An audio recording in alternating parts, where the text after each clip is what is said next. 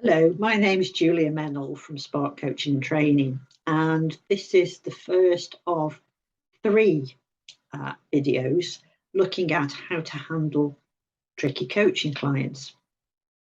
And of course, there's no such thing as tricky coaching clients, really. It's just tricky behaviour from some of our clients. Because let's face it, we can all have difficult behaviour on certain days. So the focus is going to be on three key areas. Obviously, there's lots of different types of tricky behaviours that we see in coaching, but these are the three main ones that we tend to see, and there'll be some tips in how to deal with these. So first of all, we've got disengaged, then we've got the over-talkative, and then we've got defensive. So there will be three separate videos looking at each of these. In terms of the disengaged coachee, these are the people who you feel like actually they're not doing any work. You're working harder than them, and they're just not interested in being there. If they answer you, the responses are quite short and sharp. There's a flatness. Any responses have very little animation to them. These are the type of clients that cancel and postpone quite a bit, or they're late, or they've often not done what they say they're going to do between sessions. So that's the disengaged coachee. The over-talkative coachee, now they look like an ideal client. They're very animated, but it can be a little self-centered. So it's almost as if you're not in the room. They're just talking so much that they're just flooding you with story, and there's a feeling that they've told this story before. They don't draw breath. It's very circular, very repetitive, and often at great speed, so you find it difficult to actually intervene at any point. So that's the over-talkative coachee. And then finally, in our group of three, is the defensive coachee, which looks a little bit similar to the disengaged. But the defensive coachee is actually engaging with you, but it can be quite negative. It's almost like a form of combat.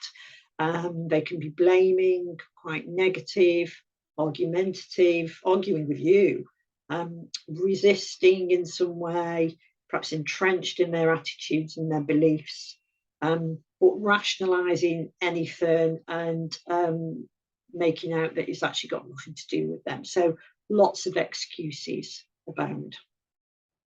So those are the three that we're going to be focusing on. And in this part one of the three videos, we will have a look at the disengaged coachee. Now, we're going to handle each of these with three key areas. So first of all, what's really going on here?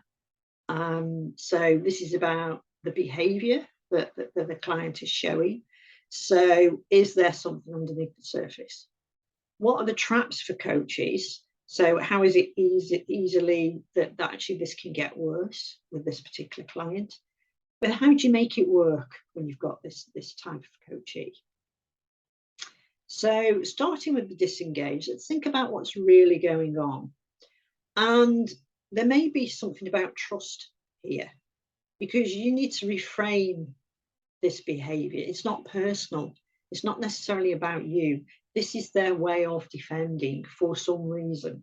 And we don't necessarily know why they may want to be defending themselves, but they feel perhaps threatened.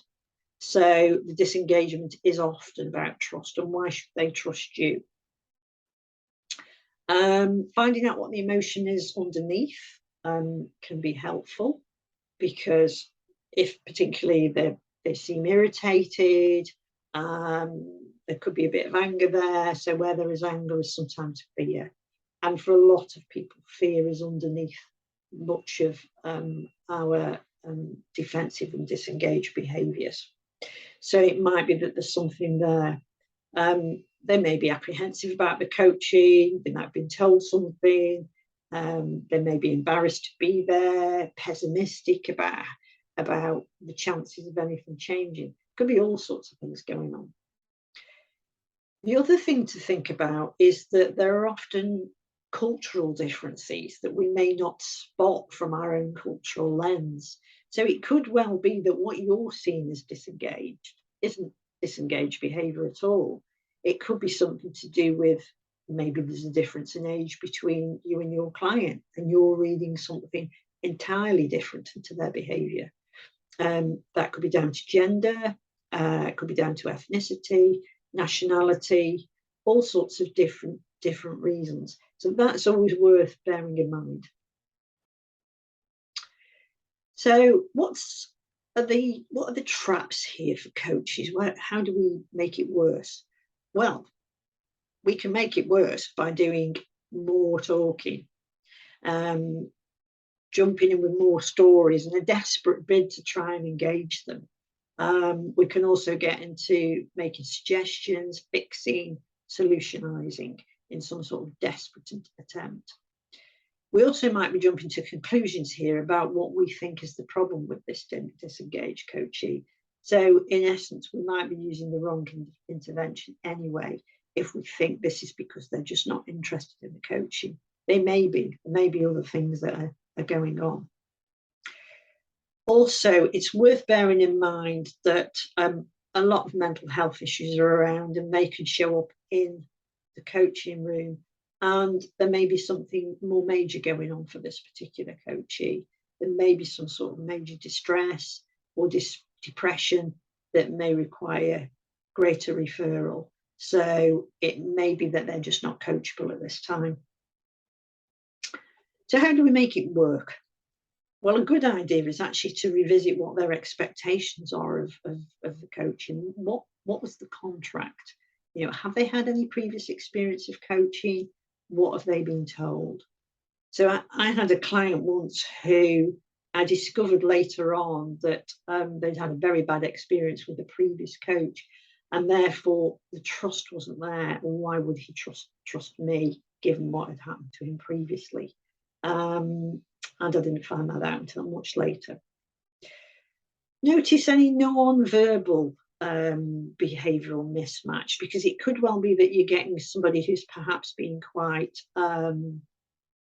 cocky in their behaviour, dismissive or overconfident, but you're noticing that they're constantly twitching their foot, which might suggest nervousness.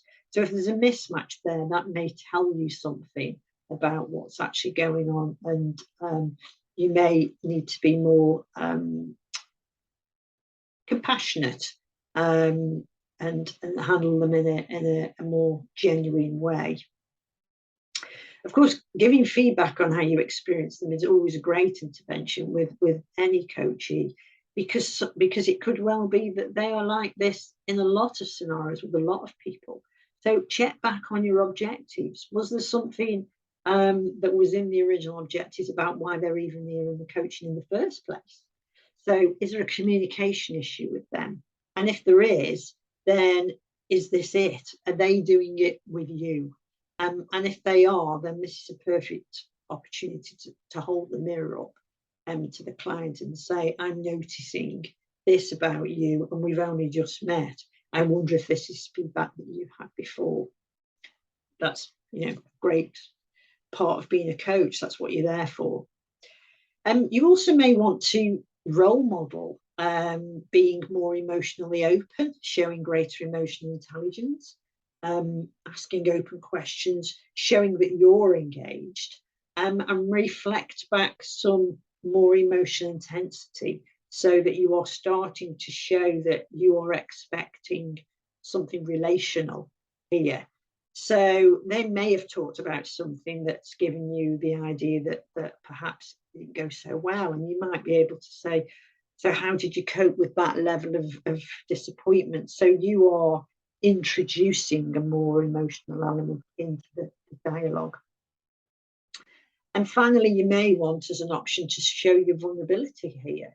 If you are struggling to connect with them, then maybe that's an opportunity to say that and try to tap into their empathy.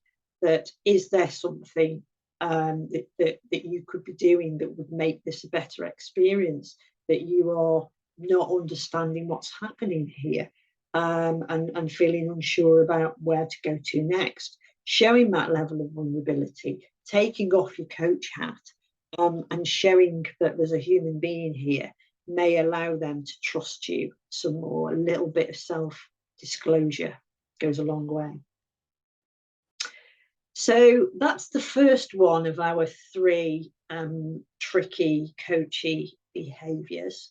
The next video, if you want to go and click on that, is about the over-talkative coachee. So bye for now.